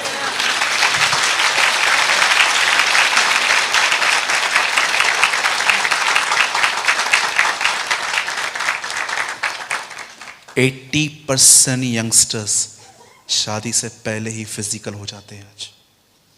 Trust me. आप जानते हो व्यभिचार एक ऐसा पाप है, खुदा आपको माफ कर देगा, आप इतना जल्दी खुद को माफ नहीं कर पाओगे। आपका विवेक हमेशा आपको टोकता रहेगा, टोकता रहेगा, टोकता रहेगा। आप जानते हैं बाइबल क्या बताती है? मनुष्य जो बोता है वही काटेगा। अगर आपने आज पछतावा किया कि प्रभु माफ कर, मैंने बड़े अश्लील वीडियोस देखे हैं, प्रभु आपको जानते हो क्या कहेगा? यस, मैं तुझे माफ कर देता हूं, लेकिन याद रख जो तूने बोया है वो तुझे काटना पड़ेगा। जानते हो कैसे? अब 5-6 साल ये चीजें आपके ड्रीम में रहेंगी। 5-6 साल अब ये बातें आपके दिमाग में रहेंगी, ड्रीम्स में आएंगी, कई बार दुआओं में आएंगी। याद रखिए, पौलुस कहता है मनुष्य जो बोता है वो काटेगा। मैं कई सारी चीजें बता सकता हूं आपको जो मैं माफ हो चुका हूं, लेकिन आज भी मैं वो काट रहा हूं जो मैंने बोया था। बहुत सारी चीजें आज से 11 साल पहले, 15 साल पहले जो मैंने मूवीज देखी थी, उस मूवीज में जो मैंने अश्लील जो देखा था वो आज भी मेरे दिमाग में कभी कभी आता है। मैं प्रभु को कई बार कहता हूं, लॉर्ड ब्रेन वॉश कब करेगा तू मेरा, आखिर तू कब मेरे मन को पूरी तरह से धो देगा? मुझे परमेश्वर कई बार कहता है मनुष्य जो बोता है वो काटेगा। मेरे भाइयों, मेरी बहनों, मैं आपको आज भी एक बात कहता हूं, जब भी आप बाइबल को पढ़ते हो ना, हार्ड कॉपी यूज करो। क्योंकि आजकल मोबाइल के अंदर आप सिर्फ इंटरनेट ऑन करो, आपके सामने ऐसी ऐसी बातें आएंगी, ये क्लिक करो, ये क्लिक करो, ये क्लिक लो, ये क्लिक करो। मैं कई बार जब बाइबल ओपन करता हूं, इसमें तब भी बहुत सारी गंदी चीजें सामने आ जाती हैं कि ये क्लिक कर, ये क्लिक कर, ये क्लिक कर। समझो ये बहुत ही बेकार टाइम है। प्रोफेसीज होती है ना आजकल हमारे यहां, ये साल और बेटर होगा, वो बेटर होगा। आप जानते हो पॉल ने क्या कहा? दिन बुरे हैं, द डेज आर इविल। पढ़ के देखिए, ये मैं अपनी बातें नहीं कह रहा हूं, इफिसियों में लिखा गया है बुद्धिमानों की नाई चलो क्योंकि दिन बुरे हैं। दिन बुरे हैं। जब यीशु इस ग्रुप से मिला तो जानते हो यीशु ने क्या कहा उन्हें? यीशु उनको कहता है तुम मनुष्य की आज्ञाओं को परमेश्वर का धर्मोपदेश करके सिखा रहे हो। और उसके बाद यीशु जानते हैं उनको क्या बोलता है? जो तुम खाओगे वो तुम्हें अनक्लीन नहीं करेगा, लेकिन जो तुम्हारे अंदर से निकलेगा वो तुम्हें अशुद्ध करेगा। अब मैं आपको जो बताना चाहता हूं, मैं बिलीव करता हूं ये आपने शायद ही कभी सुना होगा जो आज मैं आपको समझा रहा हूं। Listen to me very carefully. जब यीशु ने उनको ये कहा कि मनुष्य के अंदर से जो निकलता है वो उसे अशुद्ध करता है, तब यीशु ने एक बहुत बड़ी लिस्ट दी कि कौन सी चीजें इंसान के अंदर से निकलती हैं। व्यभिचार, पर स्त्री गमन, इट मींस शादी के बाद दूसरों की स्त्रियों पे नजर रखना। याद रखिए, कभी भी कोई विश्वासी भाई अगर आपको अपने घर ले जा रहा है तो उनकी बीवी से बड़ा शुद्ध व्यवहार रखना, क्योंकि बाइबल ऐसा बताती है कोई भाई अपने भाई को न ठगे, क्योंकि परमेश्वर परस्त्रीगमियों का न्याय करेगा। कोई भाई इस विषय में किसी भाई को न ठगे, कभी भी नहीं। आप जानते हो बाइबल क्या बताती है? यीशु ने कहा व्यभिचार पहली चीज, उसके बाद परस्त्री गमन, उसके बाद लूचपन। आई डोंट नो आप में से कितने लोग लूचपन का मतलब जानते हैं? लूचपन का मतलब जानते हैं क्या है? परमेश्वर ने कोई चीज दी है और आप उसका फायदा उठा रहे हो। यहूदा में लिखा है वे परमेश्वर के अनुग्रह को लूचपन में बदल डालेंगे। इंग्लिश में लिखा गया है they turn God's grace into the licence of सिन।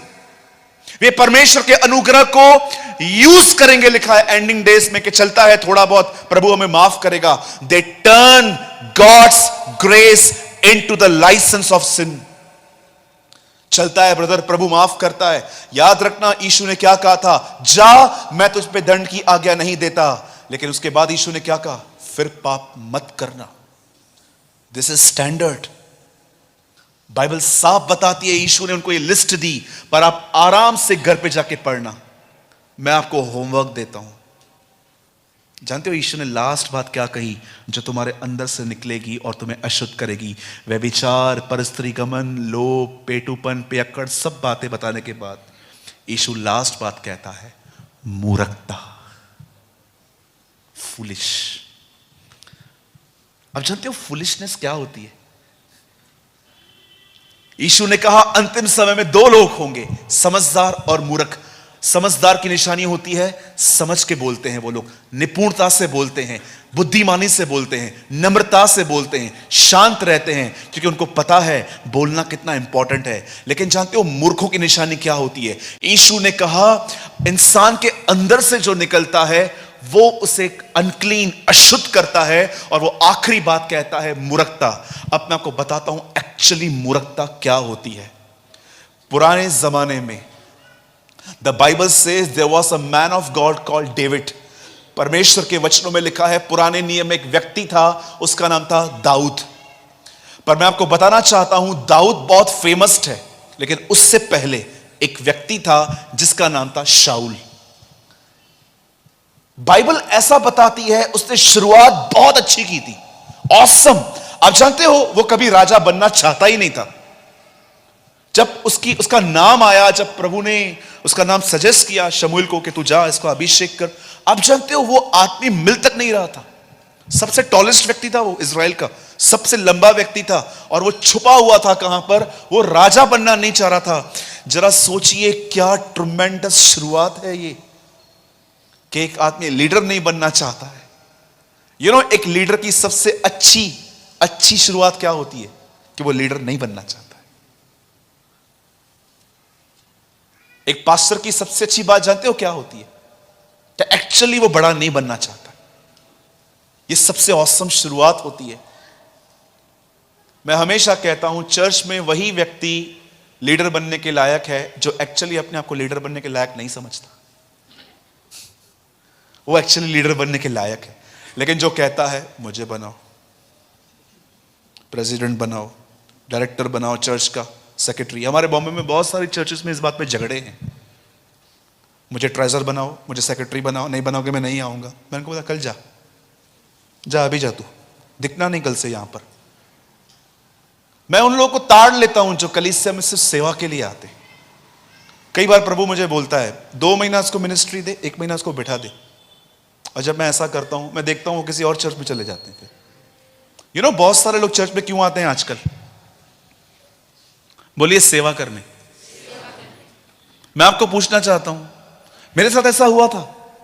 एक बार हमारे एक पासवान थे, उन्होंने मुझे कहा शाम के लिए वचन तैयार करो, और मैं सुबह से लेके लगा पड़ा था, ये भी बताऊंगा, तालियां बजेंगी मेरे लिए। मैं इतना खुश था। शाम को मैं पुलपिट पे खड़ा हुआ, मैं बैठा हुआ था, पास्टर यहां पर थे। पास्टर ने कहा नेक्स्ट टाइम, ऐसे इशारा किया नेक्स्ट टाइम। मैं अंदर से बड़ा बनना है। चर्च में कभी सेवा के लिए मत आना, चर्च में हमेशा यीशु के लिए आना। Always come for Jesus.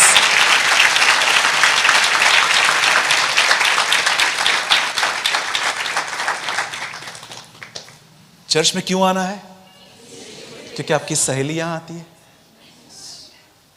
कुछ लोग फ्रेंडशिप की तरफ से भी आ जाते हैं, होता है ना। कभी कॉल आता है फ्रेंड का, आज मैं नहीं आ रहा हूं, ठीक है फिर मैं भी नहीं जाता हूं। ब्रदर आप लोगों ने अगर आप ऐसे हो तो आपने प्रभु को नहीं जाना है, नहीं समझा है। जानते हो बाइबल क्या बताती है, उस राजा ने अपनी शुरुआत इस तरह की थी, आहिस्ते आहिस्ते। बाइबल ऐसा बताती है शाऊल राजा बना, राजा बनने के बाद वो लड़ाइयां लड़ता गया। ध्यान से सुनिएगा, वो लड़ाइयां लड़ता गया। आप जानते हो स्टार्टिंग के डेज में उसने सिकलग में लड़ाइयां लड़ी, ए नगर में लड़ाइयां लड़ी, बहुत सारी जगहों पे उसने फाइट्स किए और हर जगह पे जीता। लेकिन आप में से कितने लोग ये बात जानते हैं, एक टाइम ऐसा आया वो भीतर से घमंडी बनता गया। और जानते हो घमंड कैसे प्रकट किया गया, अब इस आदमी ने परमेश्वर से बात करना बंद कर दिया और अब ये व्यक्ति स्वयं पर निर्भर हो गया। आप में से कितने लोग ये बात जानते हैं, चिंता घमंड का एक फल है। जानते हो आप चिंता क्यों करते हो, क्योंकि आपने सब कुछ अपने ऊपर ले लिया है। मुझे ये करना है, मुझे ये करना है, मुझे बच्चियों की शादी करनी है, मुझे ये करना है। आप जानते हो अगर आप चिंता करते हो इसका अर्थ क्या है, आपने सब कुछ स्वयं पर ले लिया है। एक समय था यह बंदा प्रभु से पूछता था मैं लड़ने के लिए जाऊं, लेकिन अब टाइम ऐसा आ गया था, अब इसने अपनी समझ को बीच में लेकर आया था। मैं आपको बताना चाहता हूं मेरे भाइयों मेरी बहनों, याद रखना घमंड की सबसे खतरनाक निशानी जानते हैं क्या होता है, ये लोग काम करने से पहले प्रभु से नहीं पूछते। आप दाऊद के लिए पढ़िएगा, हर बार वो लड़ाई लड़ने से पहले प्रभु से पूछता था और परमेश्वर हमेशा उसकी डायरेक्शंस को बदलता था। आज इस तरफ से जा, आज उस तरफ से जा, आज ये कर, आज वो कर, आज यहां से करना, आज तू पीछे रहना। प्रभु हमेशा उसकी डायरेक्शंस को बदलता था। लेकिन शाऊल ने प्रभु से जानना पूछना बंद कर दिया।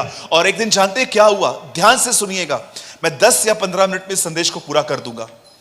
बाइबल ऐसा बताती है, एक टाइम ऐसा आया कि इसे एक लड़ाई लड़नी थी, और लड़ाई लड़ने से पहले बाइबल ऐसा बताती है, शमूएल ने उसे कहा वहां पर जा और मैं 7वें दिन वहां पर आऊंगा, हम बलिदान करेंगे, उसके बाद तू लड़ने के लिए जा। अब देखिए यहां पर क्या हुआ, 5 दिन हो गए और 6वें दिन ऐसा लिखा गया है, लोगों के मन भटकने लग गए। कोई उसको कहने लग गया कि मैं जा रहा हूं घर पे, बहुत लेट हो गया है, मेरी वाइफ होगी, मेरे बच्चे होंगे, ये होंगे। आहिस्ते आहिस्ते लिखा है कि पब्लिक जो है ना यहां वहां होने लग गई। और जानते हैं इस आदमी ने फिर क्या किया? जो काम शमूएल को करना था वो काम शाऊल ने कर दिया। उसने बलिदान किया, और जैसे उसने बलिदान किया, बाइबल कहती है शमूएल नबी वहां पर आ गया, और शमूएल उसे जानते हो क्या कहता है? लिसन, शमूएल उसे कहता है, तूने मूर्खता की है। यीशु ने कहा अंतिम समय में उसके कलीसिया में मूर्ख लोग भी होंगे, और यीशु यहां पर शमूएल ने उससे जानते हैं क्या कहा? जो उसे बलिदान किया, बोलिए तूने मूर्खता की है। अब बताइए ये किस तरह की मूर्खता है? आप जानते हैं बाइबल किन्हें मूर्ख कहती है?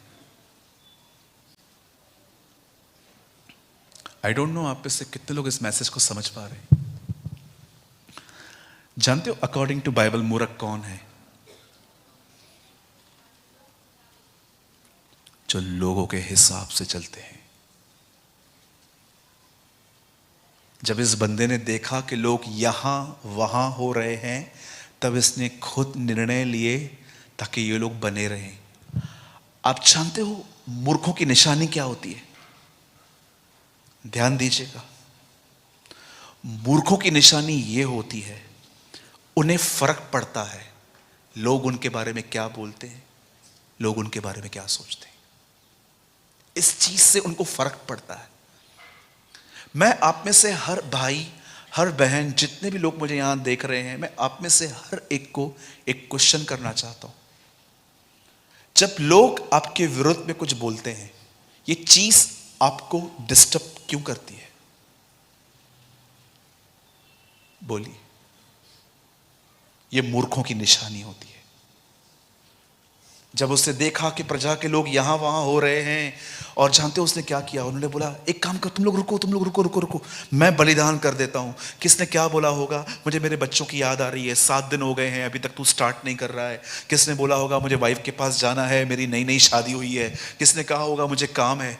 जब इस आदमी ने देखा, आप जानते हो ये आदमी प्रेशर हैंडल नहीं कर पाया। याद रखिएगा, आपने इस कलीसिया में कितनी उन्नति की है ये तब नहीं पता चलेगा जब आप आराधना करेंगे, यहां पर बैठेंगे। आपने कितनी उन्नति की है ये तब दिखेगा जब आपको लाइफ के प्रेशर सताएंगे। हमारे बॉम्बे के लोकल ट्रेन्स में बहुत ज्यादा रश होती है। इतनी रश होती है कि मैं आपको कहना चाहता हूं, आपको वहां पर चढ़ने और उतरने की जरूरत ही नहीं है। आप खड़े हो जाओ, लोग आपको चढ़ाएंगे भी, लोग आपको उतार भी देंगे। इतनी ज्यादा वहां पर रश होती है। एक दिन मेरे पास्टर जी ने मुझे कहा कि चर्च में बाइबल खत्म हो गए हैं, क्या आप बॉम्बे जाके वहां से लेकर आओगे? ठीक है सर जी, मैं लेकर आऊंगा। मैंने उनसे पैसे लिए, उनके ट्रेजर से पैसे लिए। मैं बॉम्बे में एक BSI का एक ऑफिस है, मैं वहां पर चला गया, बाइबल सोसाइटी ऑफ इंडिया। जैसे मैं वहां पर गया तो मैंने उनको कहा मुझे 50 बाइबल चाहिए चर्च के लिए। जब मैंने उनको ऐसा कहा तो उन्होंने मुझे कार्टून, एक बॉक्स दिया और कहा ये लेके जाओ। और जब मैं लेकर ट्रेन में चढ़ा, मुझे आज भी याद है, ये काम करने से पहले मैंने 1 हफ्ता पहले अपने कलीसिया में एक गवाही दी थी, और वो गवाही ये थी कि प्रभु ने मुझे नम्र किया है, परमेश्वर ने मुझे हम्बल किया है, क्योंकि मेरा थोड़ा वे ऑफ टॉक चेंज हुआ था, बहनों से बात करने का, भाइयों से बात करने का। अब ये टेस्टमनी देने के बाद जब मुझे पास्टर ने काम दिया और अब मैंने वो बॉक्स लेकर जब मैं ट्रेन से आ रहा था, तब एक्चुअली मुझे इल्म नहीं था इस चीज का कि मेरे साथ आज कुछ होने वाला है। मैं ट्रेन में बैठा था, अचानक एक स्टेशन आई, लोग ऐसे चढ़े, बॉक्स कहां था, मैं कहां था, कुछ पता नहीं था।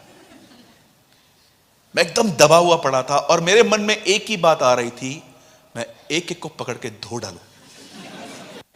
एक ही बात आ रही थी और मैंने कुछ लोगों को सुनाया भी, ये पैर हटा दे, हाथ हटा, ये कर, वो कर, वो कर। और मैंने इतना गुस्सा किया कुछ लोगों पे, वहां पे इतना गुस्सा किया। मैं आपको सच बताता हूं, जब मैं घर पे आया बॉक्स रख के, मैं जब वॉशरूम में नहा रहा था, मुझे प्रभु ने कहा, तू कितना नम्र है, हाउ हम्बल यू आर। उस दिन मैंने समझा, जब प्रेशर आएगा तब पता चलेगा मैं कौन हूं। कई लोग मालूम है अपने आप को क्यों स्पिरिचुअल समझते हैं?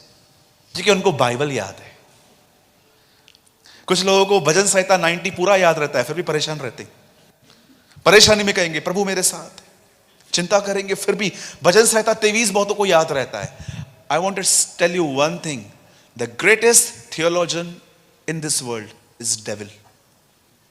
इस दुनिया में अगर सबसे कोई बड़ा थियोलॉजियन है तो वो शैतान है। जानते हो, अगर मैं आपको कहूंगा बताइए आपको सर में दर्द है, कौन सा वचन कहना चाहिए?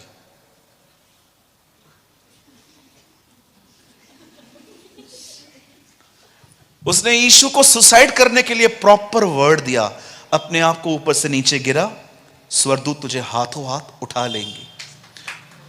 वेट, उसने यीशु को प्रॉपर वर्ड दिया। यू नो, हम तो बाइबल पढ़ते हैं, वो तो जानता है कि कौन सा वर्ड कहां पर फिट होता है, लेकिन यीशु महान था जो अपने वचनों को बहुत अच्छे से जानता था। उसने जब ये कहा लिखा है, अपने आप को ऊपर से गिरा, यीशु ने कहा वेट, ये भी लिखा है। It's a balance life. इसलिए यीशु ने पहले ही कहा, मनुष्य केवल रोटी ही से नहीं परंतु परमेश्वर के मुंह के निकले हुए हर एक। यीशु जानता था परमेश्वर के सारे वचनों की सच्चाई एक में नहीं, बहुत सारे वचन एक करने में है। यीशु जानता था सिर्फ एक वचन को लेकर आप सच्चाई नहीं जान सकते हो, जब सारे वचन एक किए जाएंगे तब सच्चाई पता चलेगी। कई लोगों से मैं पूछता हूं, ब्रदर अनंत जीवन क्या है? वो कहते हैं मरने के बाद जिंदगी। भाई ये भी लिखा गया है, अनंत जीवन यह है कि हम उसे जाने। To know him is God's eternal life।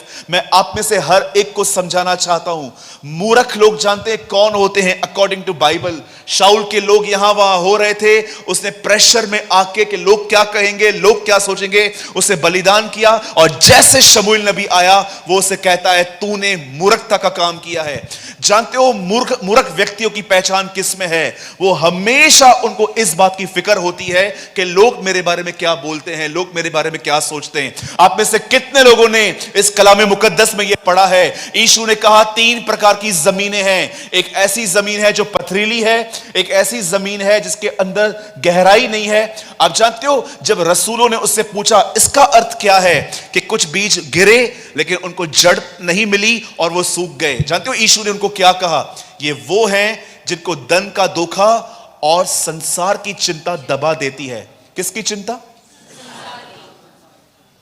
फिर से कहिए, आहिस्ते कहिए, अपनी नहीं, संसार की। ये क्या सोच रहे हैं, ये क्या बोल रहे हैं? मुझे बहुत पसंद है, बाइबल बताती है, वाह, जब मैं इस वर्ड को बोलता हूं मुझे पता नहीं क्या होता है। बाइबल बताती है एक मनुष्य परमेश्वर की ओर से आया, उसका नाम था यूहन्ना बपतिस्मा दाता। और जानते हो बाइबल उसके बारे में क्या कहती है? वो प्रभु की दृष्टि में महान होगा। He will be great in the sight of the Lord। मैं आपको बताना चाहता हूं, यहां पर यह नहीं लिखा है कि वो मनुष्यों की नजर में, वो कहता है वो प्रभु की दृष्टि में धर्मी होगा। मेरे भाइयों, मेरी बहनों, मैं आपको यह समझाना चाहता हूं, लोग क्या बोलते हैं, लोग क्या सोचते हैं, आपको फिक्र नहीं करना है। आपको उसकी नजर में धर्मी बनना चाहिए। वो क्या सोचता है मेरे लिए, वो मेरे लिए क्या बोलता है, इससे इंपॉर्टेंट मेरे लाइफ में कुछ नहीं होना चाहिए। कुछ लोग कहते थे यीशु को तू पेटू है, कुछ कहते तू पियक्कड़ है, कोई कहते थे ये बाल जबूल है, कोई कहते थे ये सामरी है। इट मींस शेड्यूल्ड कास्ट, ये कम जाति का है हमारे बीच में। कुछ लोग तो ये भी कहते होंगे उन दिनों में कि ये लड़का देख रहा है तू, हिज नेम इज जीसस, तेरे को पता है इसका जन्म कब हुआ? जब इसकी मां ने शादी भी नहीं की थी। कुछ लोग तो ये भी कहते होंगे उसके लिए कि ये व्यभिचार से जन्मा हुआ है। आप जानते हो यीशु को इससे कभी कोई फर्क नहीं पड़ा कि लोग उसके बारे में क्या बोलते हैं, क्योंकि वो जानता था यरदन नदी पे उसके बाप ने उससे कहा था वो मेरा प्रिय पुत्र है। आज मैं आप में से हर बहन हर भाई से एक सवाल पूछ के मैं सेशन को खत्म कर रहा हूं। मैं आपसे पूछना चाहता हूं, जब आप सुनते हो कि लोग आपके लिए कुछ कह रहे हैं, क्या ये चीज आपको ऑफेंड करती है?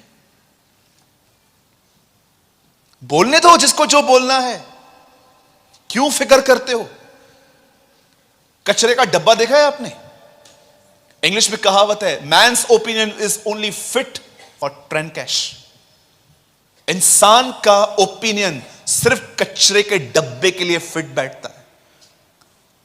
पौलुस एक प्लेस पे गया, समुद्र में पूरा वो गीला होके वहां से निकला, और वो बेचारा इतना नम्र था, खुद लकड़ियां काट काट के अपने लिए बना रहा था, एडवांटेज नहीं ले रहा था, मैं परमेश्वर का दास हूं मेरे लिए ये सब करो, खुद अपना काम कर रहा था। अचानक लकड़ियों में से एक सांप निकला, उसने उसको जकड़ लिया।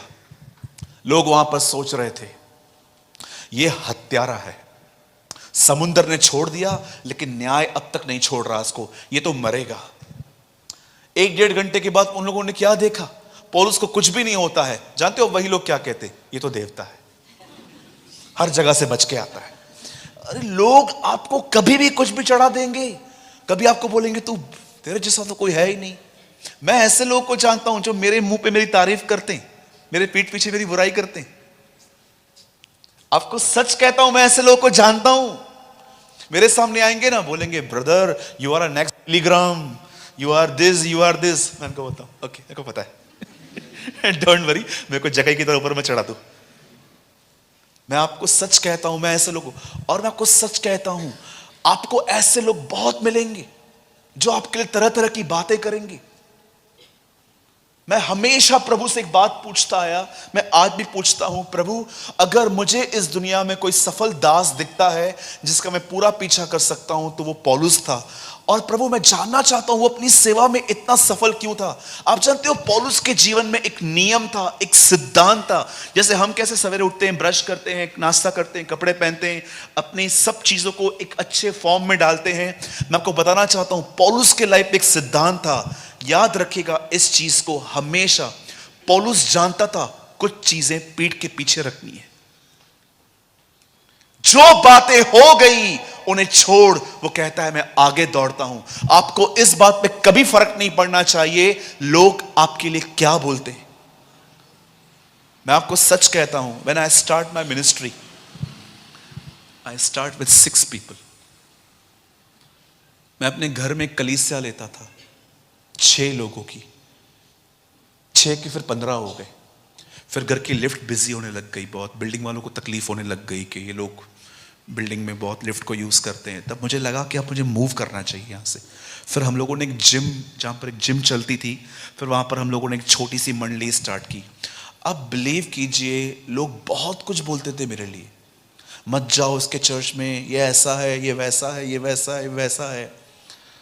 और परमेश्वर जानते हो मुझे हमेशा, वो मेरा जो छोटा सा झुंड था, हमेशा उसको देख के प्रभु मुझे ऐसा कहता था, हे छोटे झुंड मत डर, मत डर।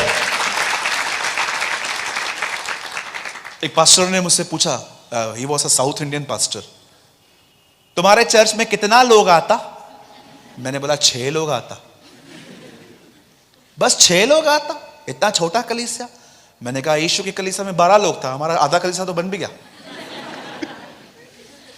लोग जो हैं हमेशा तोलते रहते कि यार अगर ये बड़ी चीज है, अगर ये बड़ी कलीसिया है तो उसमें बहुत आशीष होगी। मैं आपको बताना चाहता हूं, सुनिए, 10 लोगों ने कहा हम उस नगर में नहीं जा सकते, हम मरेंगे क्योंकि हम टिड्डियों के समान हैं। 2 लोगों ने कहा हम जाएंगे। याद रखना, कई बार खुदा मेजॉरिटी के साथ नहीं, कम लोगों के साथ भी होता है। So many times, बहुत बार परमेश्वर बड़े बड़े झुंडों में नहीं, छोटे छोटे झुंडों में बड़े बड़े काम करता है। यस, मैं आप में से हर एक सेवक को कहना चाहता हूं, अगर आपकी मंडली है, गिव अप मत करना, फेथफुल रहना, पैसों के साथ, बहनों के साथ, अपनी फेमिलियरिटी के साथ, खुदा अपने समय पे उठाएगा। मैं आप में से हर बहन को कहना चाहता हूं, मेरी बहन, अगर आप एक जवान हैं, अपनी प्यूरिटी में कायम रहिए, अपने कुंवारेपन को संभाल के रखिए। एक समय आएगा जब परमेश्वर, आप में से कितनी माएं जानती हैं, कितनी माएं जानती होंगी कि जिस बच्चे को आप पाल रहे हो, कल वो अगला बिली ग्राम बन सकता है। जरा सोचिए, क्या तिमुथियुस की मां जानती थी कि जिस बच्चे को मैं पाल रही हूं वो आगे चल के पौलुस के साथ घूमेगा? आप बहनों को परमेश्वर एक मिनिस्ट्री दी है अपने बच्चों को उस तरह पालने की जिस तरह वो खुदा के लिए। मुझे बहुत पसंद है ये बात कि हन्ना को एक बच्चा हुआ, उसने वो बच्चा परमेश्वर को दे दिया, और नेक्स्ट वचन लिखा है, उसके बाद उसे और भी बेटे बेटियां पैदा हुई। आपको इस बात की कोई फिक्र नहीं होनी चाहिए। लिसन, इसे इस तरह मत लेना कि आज के बाद आप काम नहीं करोगे घर पे, इसको जो सोचना है सोचने दो। No, it's not like that. कई बार हम लोग वचन को गलत वे में लेते हैं। एक दिन मैंने अपने चर्च में प्रचार किया, सबसे मेल मिलाप करो। एक भाई अपनी पुरानी गर्लफ्रेंड को लेकर आया, बोला पास्टर जी आई है, मैंने आपके वचन का पालन किया है। मैंने बोला ये ले। एक दिन हम प्रचार कर रहे थे, जो तुम खाओगे वो तुम्हें अशुद्ध नहीं करेगा। एक भाई ने बोला फिर तो मैं भी शराब भी पी सकता हूं, मैं अशुद्ध कहां करेगी? फिर मैंने बोला मूर्ख, वो पेट में नहीं, वो सर में जाती है। कौन बोला वो पेट में जाती है? You know, people in these days are so smart. मतलब अगर आप बोलोगे ना कि यीशु ने एक छोटी प्रार्थना की, लाजर बाहर आ, अच्छा तो प्रार्थना छोटी होनी चाहिए। चीजों को गलत वे से मत लीजिएगा। अगर आप सही हैं तो आपको किसी को भी एक्सप्लेन करने की कोई नीड नहीं है। That's it. मैं किसी को भी अपनी सफाई नहीं देता हूं। तुझे जो सोचना है सोच, आई डोंट केयर। अगर आप इस तरह जिएंगे ना मैन के ओपिनियन से, मैं आपके 2 मिनट और ले रहा हूं। आप जानते हैं नोहा के समय में लोग तैयार क्यों नहीं हो पाए थे? यीशु ने नए नियम में सीक्रेट बताया इसका, क्योंकि उन दिनों में लोगों के मन खाने पीने, शादी ब्याह और घर बनाने में बिजी थे, इसलिए वो तैयार नहीं हो पाए। आज एक और सीक्रेट बताऊं, आज के लोग क्यों तैयार नहीं हो पा रहे हैं? क्योंकि उनको बड़ी फिक्र है कि लोग मेरे बारे में क्या सोचते रहते हैं, लोग मेरे बारे में क्या बोलते रहते हैं, मेरा पति मेरे लिए क्या सोचता है, मेरी पत्नी मेरे लिए क्या सोचती है। बहुत समझ रहे हैं? बोलो यीशु मसीह की। अगर आप परमेश्वर की खुशी के लिए जीना चाहते हैं, ये पहला स्टेप है। आज भूल जाओ आपके बाजू वाला क्या कह रहा है। अपने बाजू वाले को बोलो, अब से मुझे फर्क नहीं पड़ेगा कि आप मेरे लिए क्या सोचोगे। यस। और अपने बाजू वाले को ये भी कहो, जब तक मैं सलाह न मांगू मुझसे मत दिया करो। हाँ, कितने लोग एडवोकेट बन गए हैं चर्च में? एडवोकेट, ये ना कुछ लोग हमेशा सलाह देने के लिए रेडी होते हैं ना। मैं एक भाई के पास गया था, मैंने बोला ब्रदर कुछ सलाह चाहिए थी। बोला हाँ बैठो। और बाद में मैंने इतना अपने आप को मारा कि मैं क्यों गया उसके पास, क्योंकि उसने इतनी सलाहें दी कि लास्ट मैंने उससे पूछनी पड़ी कि इसमें से कौन सी मानूं। इतनी सलाहें दी उसने मुझे। चलिए एक रिपीट कर लेते हैं, ठीक है?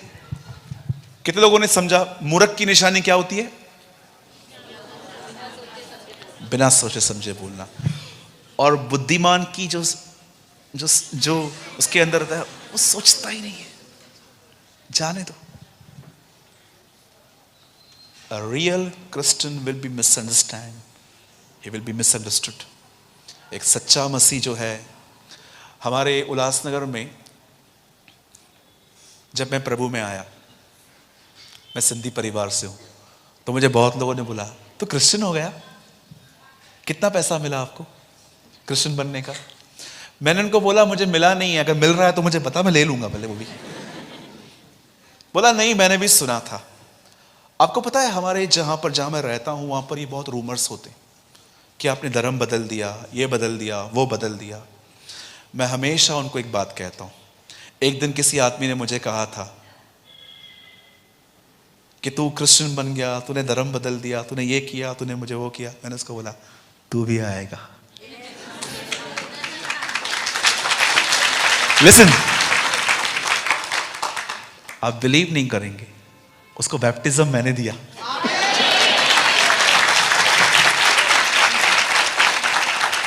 जब उन्होंने मुझे पूछा आप कैसे कह रहे हो मैं भी आऊंगा, तो मैं उनको हमेशा एक बात कहता हूं, उसको छोड़ कोई खुदा ही नहीं है, तू कहां जाएगा? हमारे बॉम्बे में लास्ट आती है वीटी स्टेशन, CST कहते हैं, छत्रपति शिवाजी टर्मिनल्स।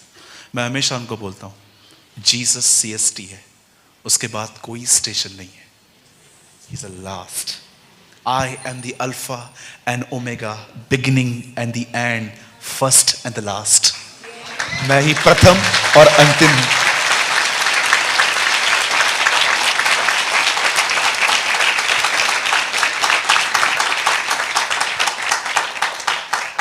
मैं एक सिंधी परिवार से प्रभु में आया।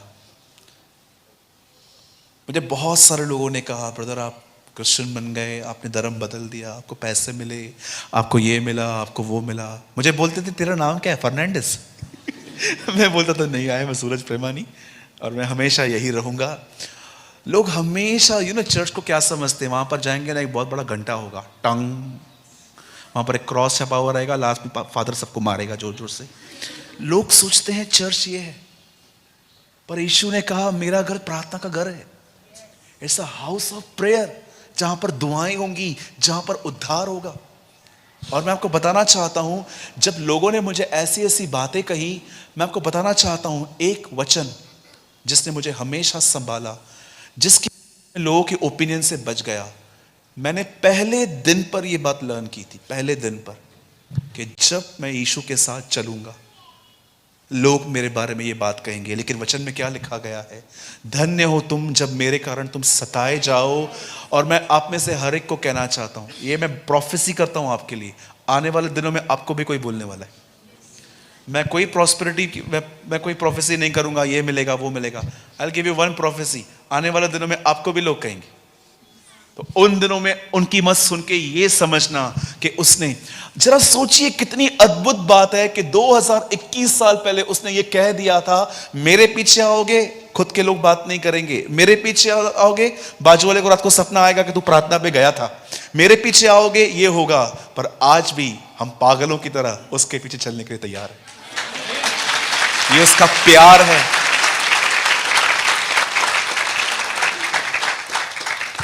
तो मेरी जवान बहनों और मेरे भाइयों और जितने भी लोग यहाँ आए हैं, आज के बाद आपकी फ्रेंड, आपका दोस्त, कोई भी कुछ सोचे, इस बात से डिस्टर्ब, हर समय इस विवेक में जिंदा रहिए कि क्या आप उसकी खुशी के लिए जी रहे हैं। इन दिनों में परफ्यूम की थोड़ी पास्टर जी व्याख्या बदल गई है। मैंने रिसेंटली एक एड देखी परफ्यूम की, एक लड़के ने परफ्यूम लगाई खुद को, सारी लड़कियां। मैंने बोला ये परफ्यूम है क्या, ये घटियापन क्या है ये? एक लड़के ने खुद को परफ्यूम लगाया और जितनी भी लड़कियों के वो करीब गया सब। आप जानते हैं आजकल परफ्यूम की थोड़ी डेफिनेशंस बदल गए हैं, लेकिन जानते हो बाइबल क्या बताती है? We are the sweet aroma of Christ. हम मसीह की सुगंधित। आपने कभी कभी देखा होगा, कभी कभी आप बड़े बड़े होटल्स में जाएंगे, रेस्टोरेंट्स में जाएंगे ना, जैसे आप एंटर करेंगे ना, आपको एक ऐसी खुशबू महसूस होगी कि वो आपके माइंड को बदल देती है। यीशु ने कहा ऐसी खुशबू बनो कि तुम जहां भी जाओ तुम वहां के माहौल को बदल दो,